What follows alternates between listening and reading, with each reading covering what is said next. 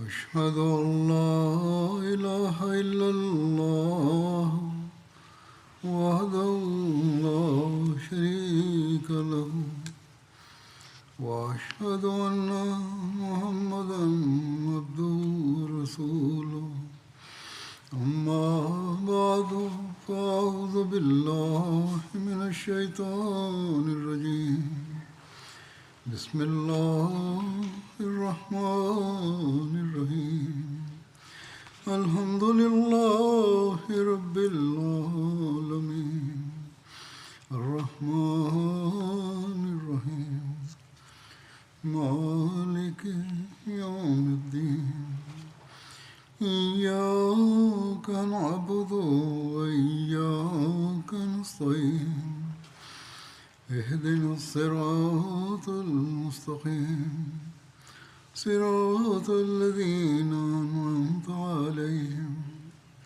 غير المغضوب عليهم ولا الضالين. Par les Banu Qurayda lors de la bataille d'Al-Ahzab et le siège de leur forteresse après la bataille d'Al-Ahzab, afin qu'ils soient punis pour avoir lésé les musulmans et pour avoir violé leur pacte avec les musulmans. Voici les détails supplémentaires à ce propos. Lorsque le siège s'est endurci, les Banu Qurayda sont sortis de leur forteresse pour se soumettre au verdict du saint prophète Muhammad sallallahu alayhi wa sallam.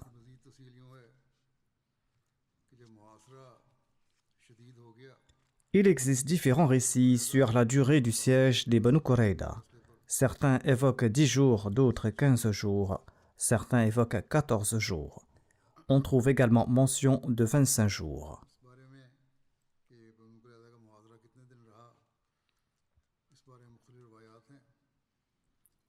Puisant dans différentes sources historiques, Hazrat Mirza Bashir Ahmad Sahib a déclaré que ce siège a duré environ 20 jours.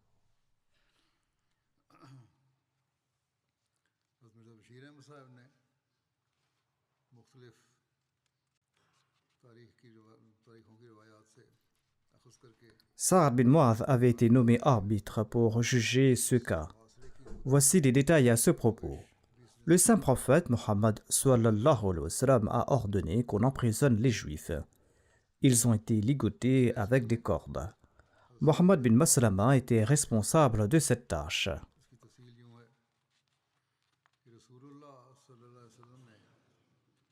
Les femmes et les enfants ont été extraits des forteresses et ont été placés séparément. Et Abdullah bin Salam était responsable de leur surveillance. Leurs armes, leurs biens et leurs vêtements qui étaient dans leur forteresse ont été réunis. On y a découvert 1500 épées, 3000 armures, 2000 lances, 1500 boucliers de cuir et des marchandises en grand nombre. Ils ont également trouvé de nombreux récipients contenant du vin et des substances enivrantes qui ont été jetés, et un grand nombre de chameaux et de bétail ont été réunis.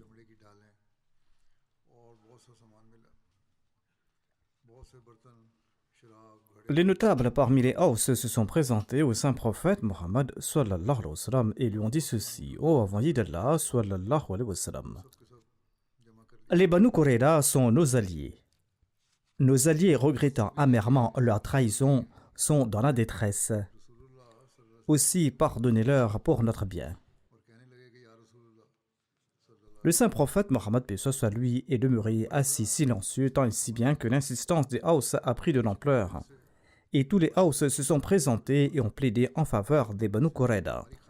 Le saint prophète Mohammed sallallahu alayhi wa sallam a déclaré: Serez-vous satisfaits si l'un des vôtres rend un verdict à leur propos?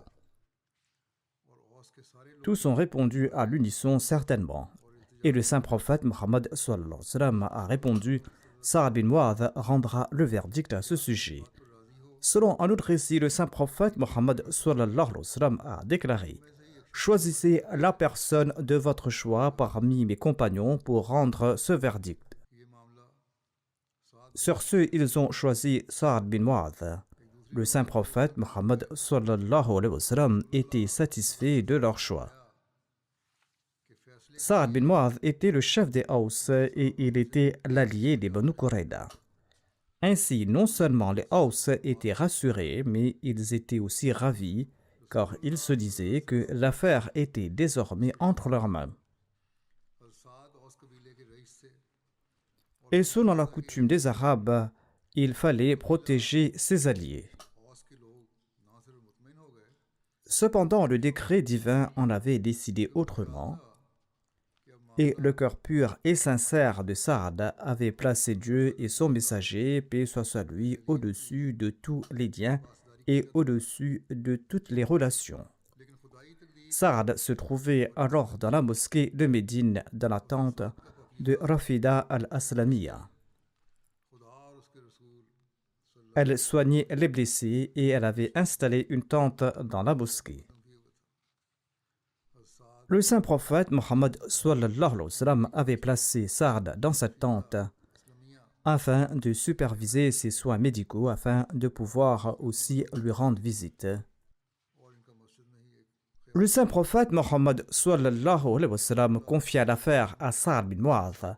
Les membres du clan des Aws vinrent le trouver et ils le placèrent sur un âne dont la selle était faite d'écorce de palmier et recouverte d'un tapis en cuir. La bride était également faite de fibres de palmier. Saad était un jeune homme fort et robuste. Les gens s'assemblèrent autour de Saad et lui dirent: « Ô Abu Amr, le messager d'Allah sallallahu alayhi wa sallam vous a confié l'affaire des alliés des Aws, afin que vous agissiez avec bonté envers eux. Faites donc preuve de bienveillance à leur égard. » Beaucoup d'autres personnes se joignirent à eux, mais Saad garda le silence. Lorsque les gens insistèrent davantage, Saad déclara: « Le temps est venu où je ne me soucie plus du blâme de quiconque pour la cause d'Allah. » Saad se rendit auprès du messager d'Allah sallallahu alayhi wa sallam et les gens étaient également assis auprès de lui. Saad bin Mu'adh arriva et comme le rapportent Bukhari et Muslim, il s'approcha de la mosquée où se trouvait le messager d'Allah sallallahu alayhi wa sallam.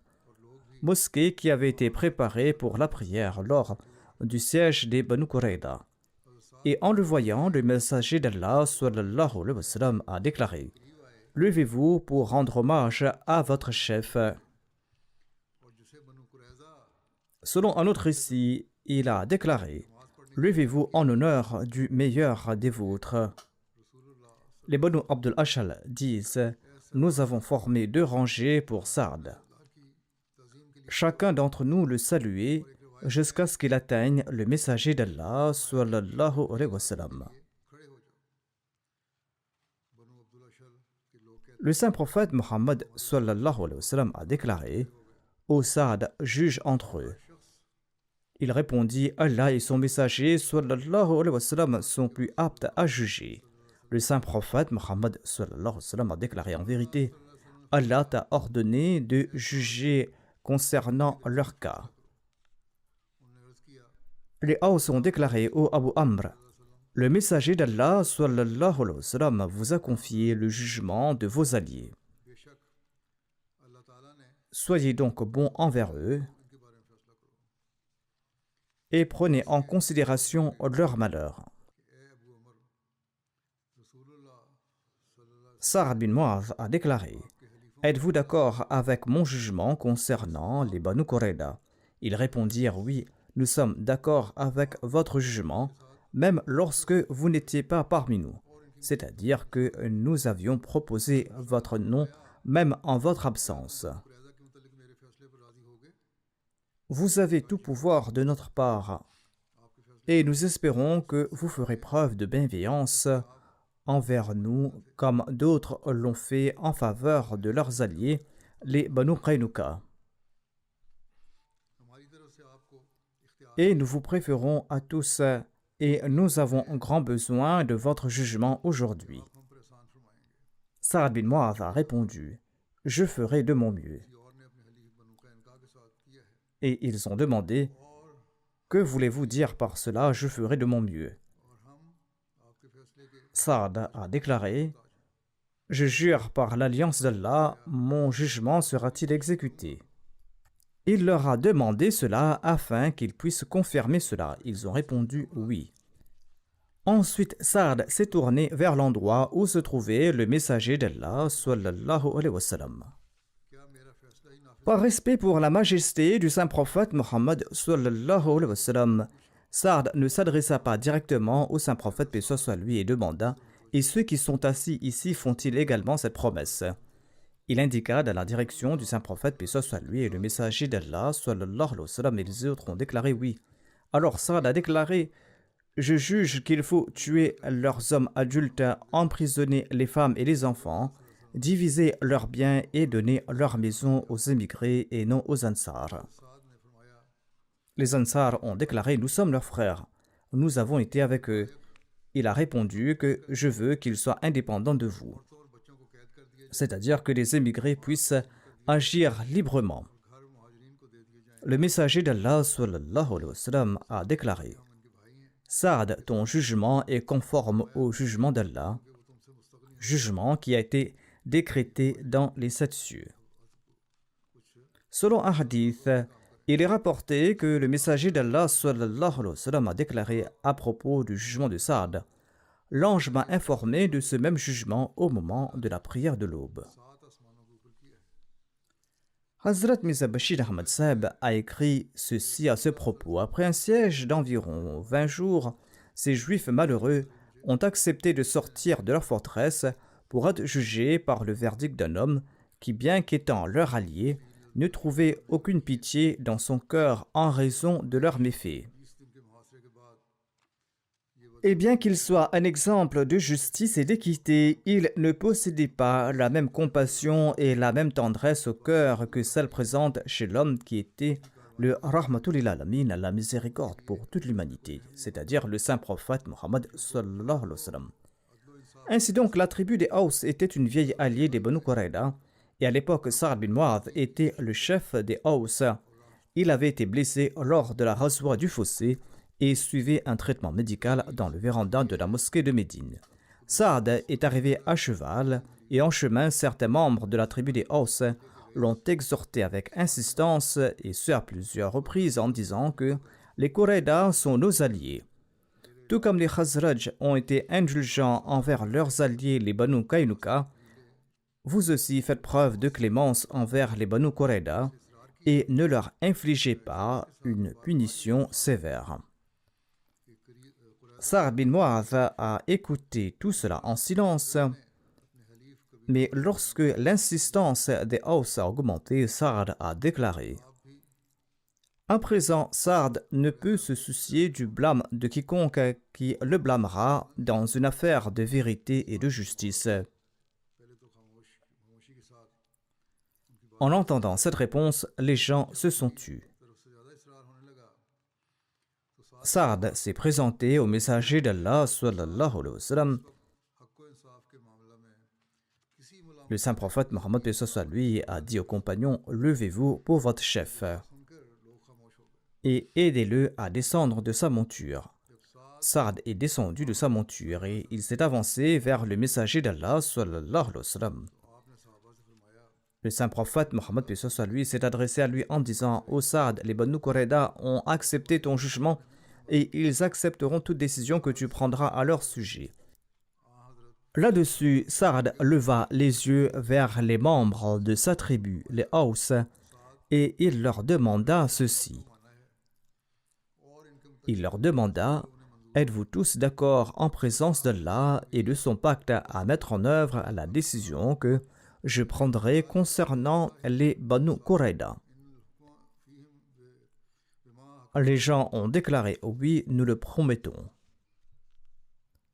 Ensuite, Sa'd, en indiquant du doigt l'endroit où se trouvait le messager d'Allah sallallahu alayhi wa sallam, a demandé: Et celui qui est ici promet-il également d'agir conformément à ma décision?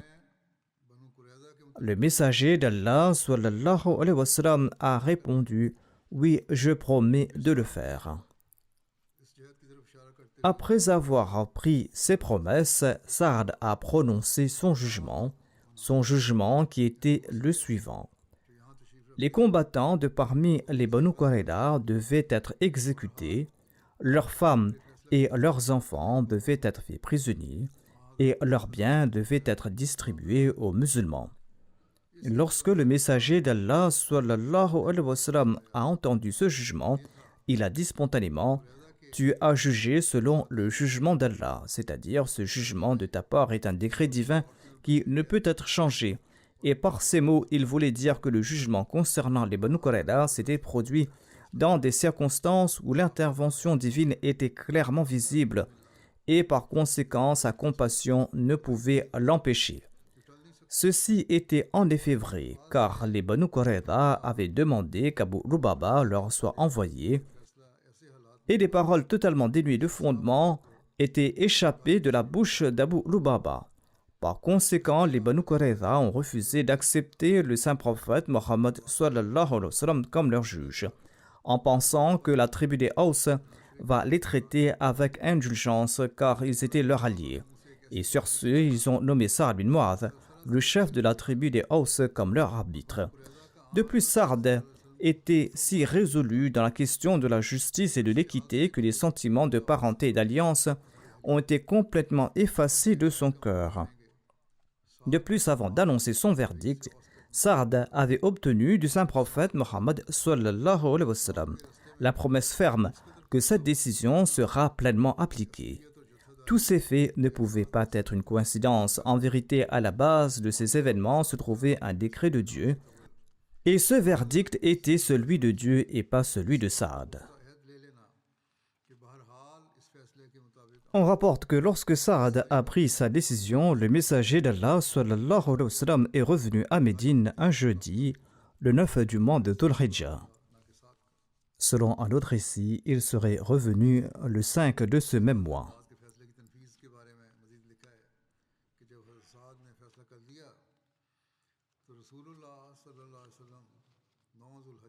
Ibn Sa'd mentionne que le prophète sallallahu alayhi wa sallam est revenu à Médine un jeudi, le 7 du mois Dhul Hijjah, et il a ordonné que les prisonniers soient amenés à Médine. Conformément à l'ordre du saint prophète Mohammed paix soit lui, les prisonniers ont été conduits à la maison de Usama bin Zayd. Les femmes et les enfants ont été amenés chez Ramla bint Harith. On rapporte également qu'ils ont tous été emprisonnés chez Ramla bint Harith. Le saint prophète Mohammed sallallahu alayhi wa sallam a ordonné d'apporter des dattes pour eux et ces dattes ont été dispersées sur le sol. Les gens ont apporté une quantité innombrable de dattes et toute la nuit les Juifs ont mangé à leur aise. Le saint prophète a ordonné d'apporter les armes, les équipements et les vêtements à la maison de Ramla et les chameaux et les chèvres ont été laissés paître sous les arbres. Hazrat Mirza Bashir Ahmad Sahib déclare: il semble qu'en raison de la trahison, de la rébellion, de la sédition, du désordre et du meurtre et de l'effusion de sang des Banu Qurayza, le verdict avait été déjà rendu par la cour de justice céleste, selon lequel leurs combattants devaient disparaître de la surface de la terre. Les instructions divines initialement données au saint prophète Mohammed paix soit lui concernant cette razwa établissent également qu'il s'agissait d'un décret divin. Cependant, Dieu n'a pas voulu que ce verdict soit prononcé par son messager sallallahu alayhi wa sallam, et pour cette raison a tenu le saint prophète Mohammed paix soit lui complètement à l'écart de cette décision par des manifestations très complexes de son pouvoir, et il a fait annoncer ce verdict par Sa'd bin Mu'adh. De plus, cette annonce a été faite de telle manière que le saint prophète Mohammed paix soit lui ne pouvait plus influencer cette décision car il avait déjà promis qu'il allait se conformer au verdict de Sa'd bin Mu'adh dans son intégralité. Certains non-musulmans critiquent à tort le saint prophète Mohammed sallallahu alayhi wa sallam et empoisonnent parfois l'esprit de nos jeunes en affirmant que le saint prophète Mohammed paix soit lui a commis une injustice à l'encontre des Banu Qurayza. La réponse à cela est claire, ce n'est pas le saint prophète Mohammed paix soit lui qui a pris cette décision. Allah a fait en sorte que le jugement soit confié à leur allié et celui-ci a pris un serment solennel auprès du saint prophète paix soit lui. En outre, étant donné que l'influence de cette décision ne se limitait pas à la seule personne du saint prophète paix soit sur lui et qu'elle concernait tous les musulmans, collectivement, le saint prophète paix soit sur lui n'a pas considéré qu'il avait le droit de modifier ce verdict par sa propre opinion, même s'il penchait fortement en faveur de la miséricorde et du pardon. Et c'est cette même puissance divine qui a poussé l'envoyé d'Allah sallallahu alayhi wa sallam à prononcer spontanément ces mots au Sard, dont verdict semble être un décret divin que personne n'a le pouvoir de modifier. En prononçant ces paroles, le saint prophète paix soit sur lui s'est levé discrètement, il est retourné vers Médine, et son cœur était affligé à l'idée qu'une nation dont il espérait vivement qu'elle allait embrasser l'islam était privée de la foi et condamnée à la colère et au châtiment de Dieu en raison de ses mauvaises actions. Et c'est peut-être à cette occasion que le saint prophète Mohammed sallallahu alayhi wa sallam a prononcé ces paroles suivantes avec un grand regret. Si seulement 10 hommes juifs, c'est-à-dire 10 hommes influents, avaient cru en moi, j'aurais espéré auprès de Dieu que toute cette nation allait m'accepter et cette nation aurait été protégée du châtiment divin. Au moment de partir, le saint prophète Mohammed sallallahu alayhi wa sallam a ordonné de séparer les hommes des femmes et des enfants de parmi les Banu Qurayda. Ces deux groupes ont été amenés à Médine séparément et rassemblés en 2 endroits distincts. Conformément aux instructions du saint prophète Mohammed sallallahu alayhi wa sallam, les compagnons, dont beaucoup étaient peut-être eux-mêmes affamés, ont fait en sorte qu'une grande quantité de fruits soit apportée aux Banu Qurayda pour qu'ils en consomment. Et il est écrit que le peuple juif a passé toute la nuit à manger des fruits.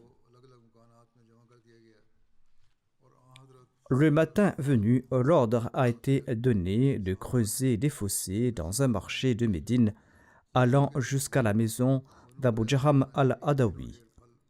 Le saint prophète Mohammed paix soit sur lui est venu ensuite accompagné de quelques compagnons. Il a fait venir les hommes de parmi les Banu Qurayda. Ils étaient sortis en groupe et ils étaient jetés dans cette fosse pour être exécutés. Lorsque les Juifs étaient emmenés, ils ont demandé à Ka'b bin Asad « Que penses-tu que Mohammed sallallahu alayhi wa sallam a l'intention de faire ?» Ka'b bin Asad a répondu « Il va faire ce qu'il vous déplaît. » Les Juifs ont demandé à Ka'b bin Asad « Que penses-tu que Mohammed sallallahu alayhi wa sallam a l'intention de faire ?»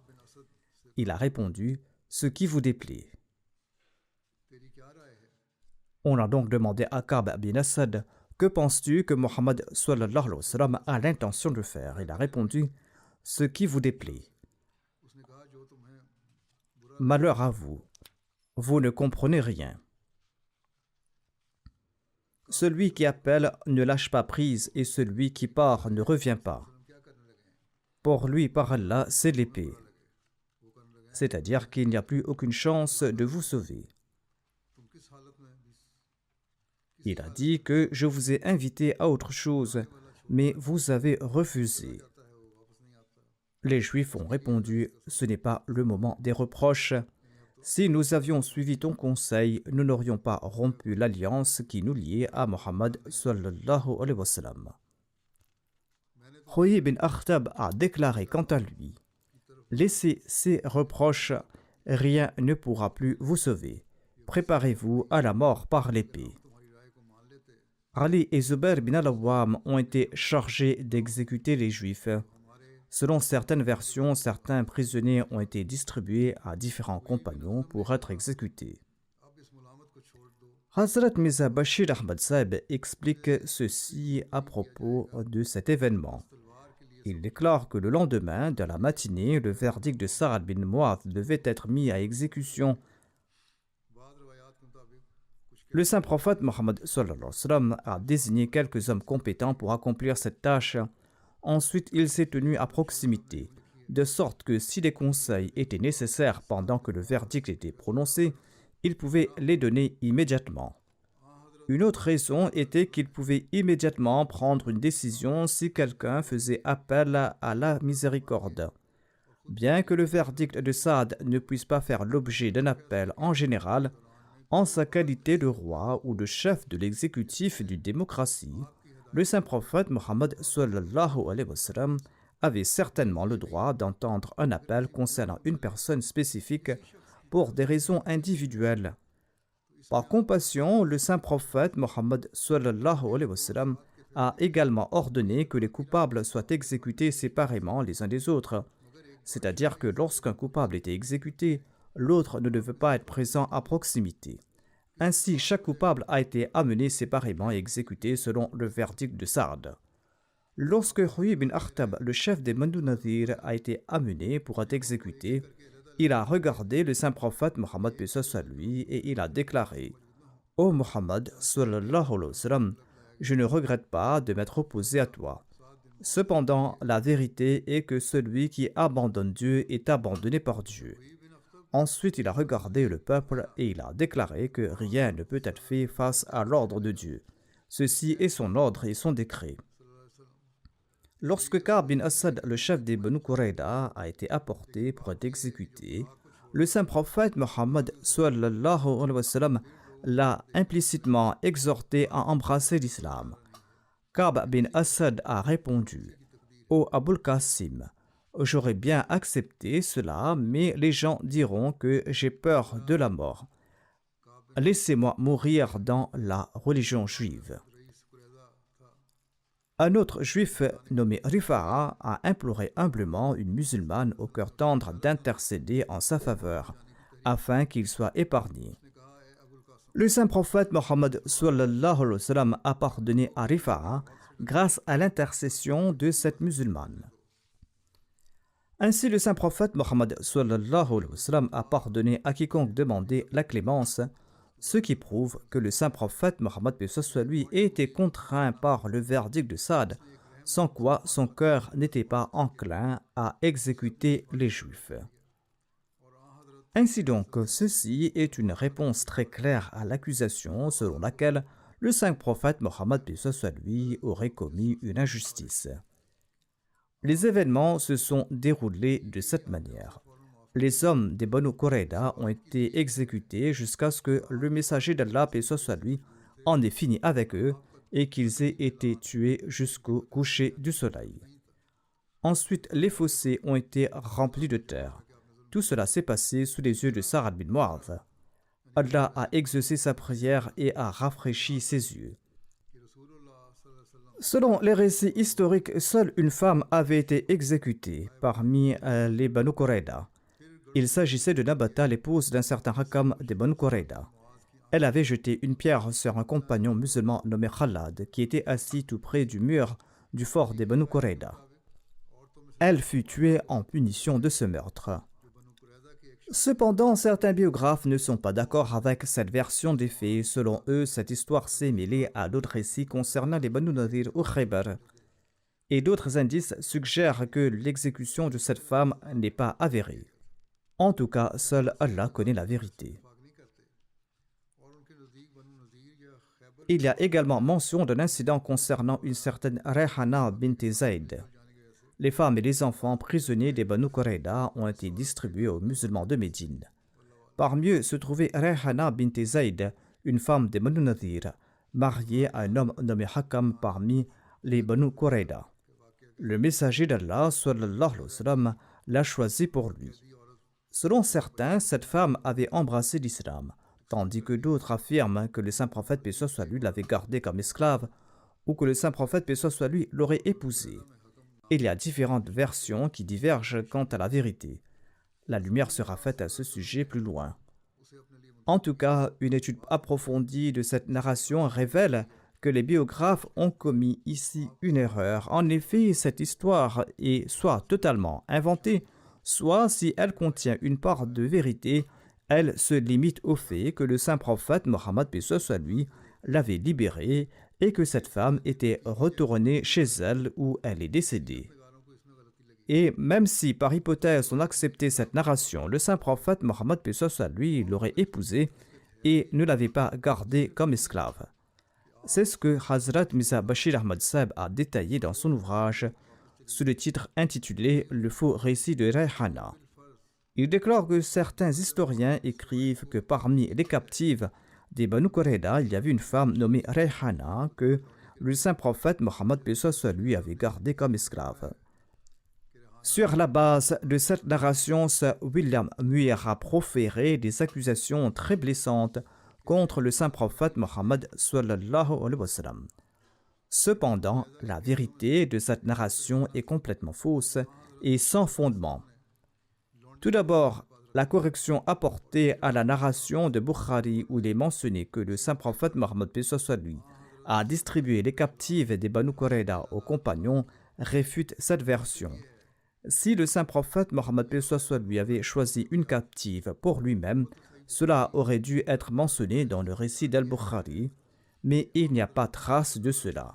De plus, d'autres narrations attestent clairement que Rayhana faisait partie des captives que l'envoyé d'Allah sallallahu alayhi wa sallam avait libérées par grâce et qu'elle avait ensuite quitté Médine pour rejoindre sa famille qui se trouvait parmi les Banu Nadir, et il est demeuré là-bas.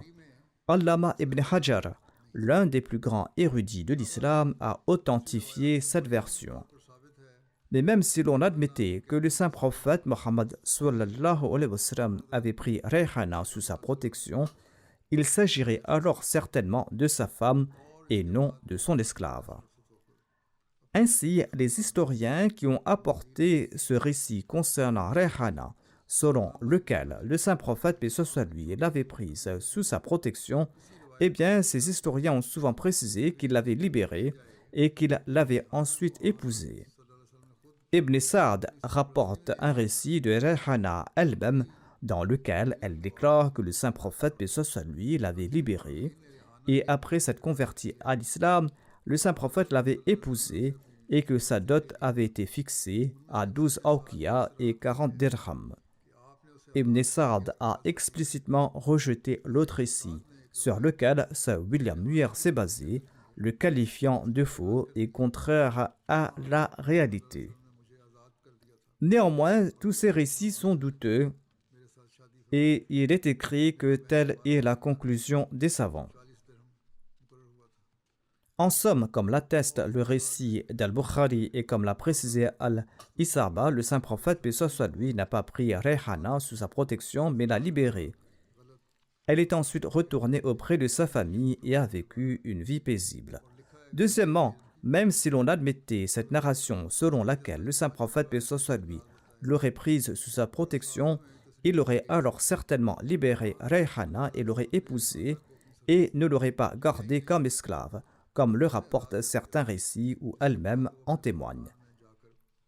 Quant à la véracité de ces récits, seul Allah en est au courant. De plus, il faut garder à l'esprit qu'il y a tellement de divergences dans les récits concernant le nom, la généalogie et la tribu de Rayhana qu'il n'est peut-être pas déraisonnable de douter de son existence même, surtout lorsqu'on considère qu'elle est présentée comme l'épouse d'un personnage historique parmi les plus célèbres au monde. En tout cas, Allah connaît la vérité. Voici le détail de la distribution des butins. Lorsque le butin a été rassemblé, le saint prophète Mohammed paix soit lui a divisé le butin en parts égales. Lors de cette bataille, il y avait 36 chevaux. Pour chaque cheval, 2 parts étaient attribuées, une pour le cavalier et une pour le fantassin. Il y avait 1000 femmes et enfants prisonniers. Avant de distribuer le butin, le messager d'Allah, paix soit lui, a prélevé le khums, c'est-à-dire le 5e. Il a divisé les prisonniers en 5 parts et il en a pris un 5e. Il les libérait et les offrait en cadeau ou en faisait des serviteurs. De même, il a prélevé le 5e des dattes et le 5e de chaque objet. Ensuite, les parts ont été distribuées. Un tirage au sort était effectué pour chaque part et la part qui sortait pour le 5e était prise par le saint prophète Mohammed sallallahu alayhi wa sallam. Le saint prophète Mohammed paix soit lui avait nommé Mahmiya ibn Jaza al-Zubaydi comme responsable du 5e. Les 4 parts restantes ont été distribuées par la suite. Le saint prophète paix soit lui a également fait des dons aux femmes qui avaient participé à la bataille. Parmi ces femmes musulmanes, on comptait Safiya bint Abdul Muttalib, Ammara, Salit, Alaya al-Ansariya, Soumaïra bint Kais, Sa'd bin Mu'adh et Kabsha bint Rafi. Le messager d'Allah sallallahu alayhi wa sallam a envoyé Sa'd bin Ubada avec un groupe en Syrie pour vendre les biens du Khums, c'est-à-dire les prisonniers et les autres objets, afin d'acheter des armes et des chevaux en échange. Selon un récit, Othman bin Affan et Abdurrahman bin Auf ont acheté une partie, mais selon une autre opinion, tous ces prisonniers ont été gardés à Médine et n'ont pas été envoyés ailleurs. Ensuite, le saint prophète Mohammed sallallahu alayhi wa sallam les a libérés progressivement par acte de bienfaisance, comme l'a établi Hazrat Mirza Bashir Ahmad Sahib dans ses recherches à partir de différentes sources historiques. Hazrat Mirza Bashir Ahmad Sahib écrit à ce propos: concernant les enfants et les femmes qui avaient été capturés conformément à la décision de Saad, certains récits indiquent que le messager d'Allah sallallahu alayhi wa sallam les avait envoyés dans le Neige, où certaines tribus du Neige les avaient rachetés et que les musulmans avaient utilisé cette somme pour acheter des chevaux et des armes pour leurs besoins militaires. Cela n'est pas surprenant si cela s'est produit, car les tribus du Neige et les Banu Qurayda étaient des alliés, et quelques jours seulement avant la bataille des Banu Qurayda, les tribus du Neige avaient combattu ensemble contre les musulmans lors de la bataille des confédérés. En fait, c'est à l'instigation des habitants du Neige que les Banu Qurayda s'étaient révoltés contre le saint prophète Mohammed sallallahu alayhi wa sallam. Il n'était donc pas étonnant que les habitants du Neige aient racheté les prisonniers de parmi les Banu Qurayda des mains des musulmans. Cependant, les récits authentiques indiquent que ces prisonniers sont restés à Médine et qu'ils n'ont pas été emmenés ailleurs, et que le saint prophète Mohammed lui les avait distribués sous la surveillance de différents compagnons comme à l'accoutumée. Certains d'entre eux ont ensuite payé leur rançon pour être libérés, tandis que d'autres ont été libérés par le saint prophète Mohammed par acte de bienfaisance. Par la suite, ces personnes se sont converties à l'islam de leur plein gré. Parmi eux, on trouve Atiya al-Quraydi, Abdurrahman bin Zubair bin Batiya. On trouve aussi mention de Ka'b bin Sulaym et de Muhammad ibn Ka'b, dont les noms sont restés dans l'histoire. Ils sont tous devenus musulmans, et le dernier cité, Muhammad bin Ka'b, est devenu un musulman éminent. Qu'il s'agisse de la distribution ou de la vente de ces femmes captives, le saint prophète Mohammed lui a donné un ordre qui mérite d'être inscrit en lettres d'or dans l'histoire, révélant l'étendue de sa miséricorde et sa bienveillance envers les femmes.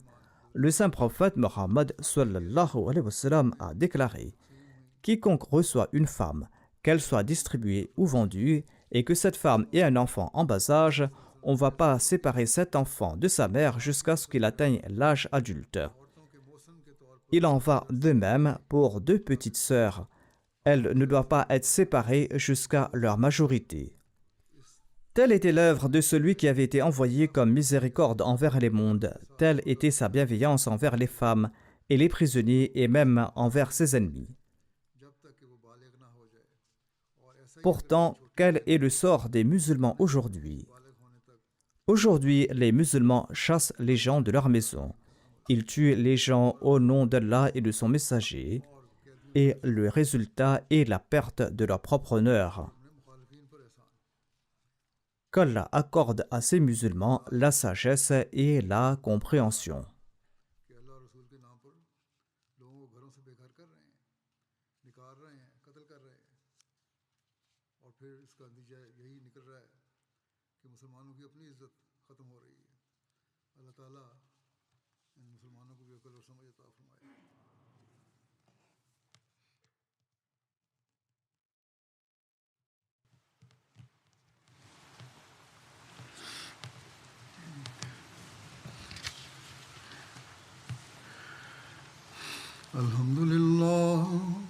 الحمد لله نحمده ونستعينه ونستغفره ونؤمن به ونتوكل عليه ونعوذ بالله من شرور أنفسنا ومن سيئات أعمالنا من يهده الله فلا مضل له ومن يضلل فلا هادي له ونشهد أن لا إله إلا الله ونشهد أن محمدا عبده ورسوله عباد الله رحمكم الله إن الله يأمر بالعدل والإحسان وإيتاء ذي القربى وينهى عن الفحشاء والمنكر والبغي يعظكم لعلكم تذكرون